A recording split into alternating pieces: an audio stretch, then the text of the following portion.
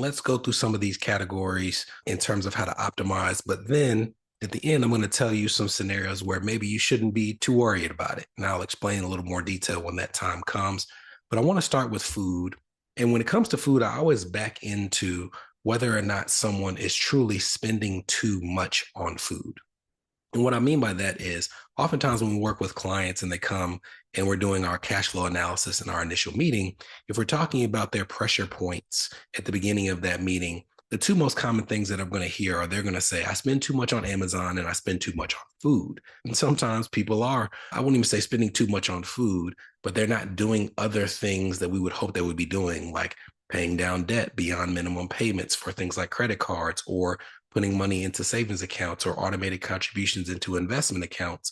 But if you are doing those things to an acceptable level, and acceptable is a very subjective term, then you start to say, if you are saving at a high clip, if you're investing at a high clip, if you're paying down your credit card and there's money left over after those things, why does it matter that you spent the rest of that money on a grocery bill or going out to eat as compared to something else in your life? It's there to spend because you took care of the things that you need to take care of.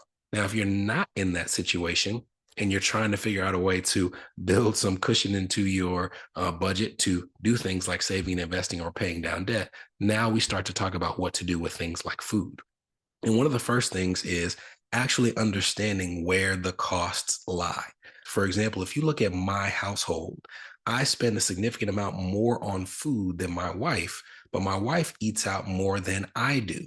And the reason that's the case is because I go to the grocery store like every day. And if you total up the cost of what I spend at the grocery store, it actually costs more than her going down the street and getting a $12 sandwich as compared to what I purchased at the grocery store. And when you go to the grocery store, if you're like me, a person who likes going to the grocery store, I know that's a rare thing.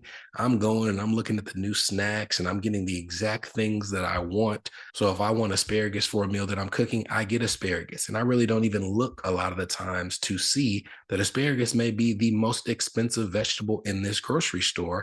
And I may have cost myself a whole lot more money by putting asparagus in that stir fry as compared to putting broccoli in the stir fry or green beans in the stir fry because I'm not paying attention to the pricing. Then when you get to the middle of the store and you're talking about things that are packaged goods, your cereals, your olive oils, your condiments, and things of that nature, you also need to, in times where you're trying to find room, pay attention to some potential alternatives based on what's called a unit-based pricing. So, for example, you might have a 12-ounce bottle of ketchup, and then you might have a 16-ounce bottle of ketchup, and they have two different prices, and you don't really know which one is more expensive based on the ounce unless you look at unit-based pricing. What this model allows you to do, it's a little sticker that's off to the left of the price. It shows you if this had the same common unit of measurement, how much would it cost per that unit? So if we're looking at ounces, it may say that the 12-ounce bottle of ketchup is 35 cents an ounce, where the 16-ounce bottle of ketchup is 30 cents an ounce. If you're looking at two completely different products, Heinz ketchup versus some other brand that you're comparing, then you may see the same size bottle, 12 ounces, 12 ounces, and the lower cost per unit may be the thing where it's like, look, I like Heinz ketchup, but it's not the end all be all for what I dip my fries into.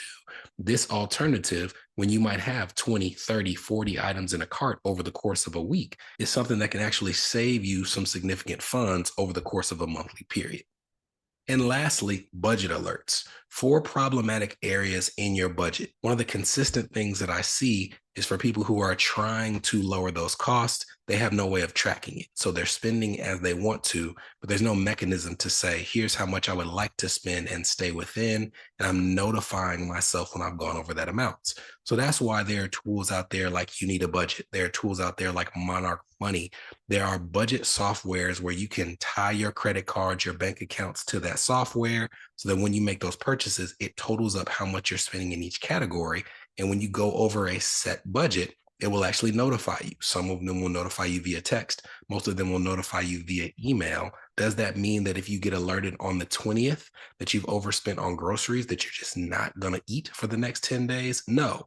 But if you've overspent by the 20th or the 15th, it may be the thing that spurs you to pay more attention to the green beans versus the broccoli versus the asparagus the next time you go to the store.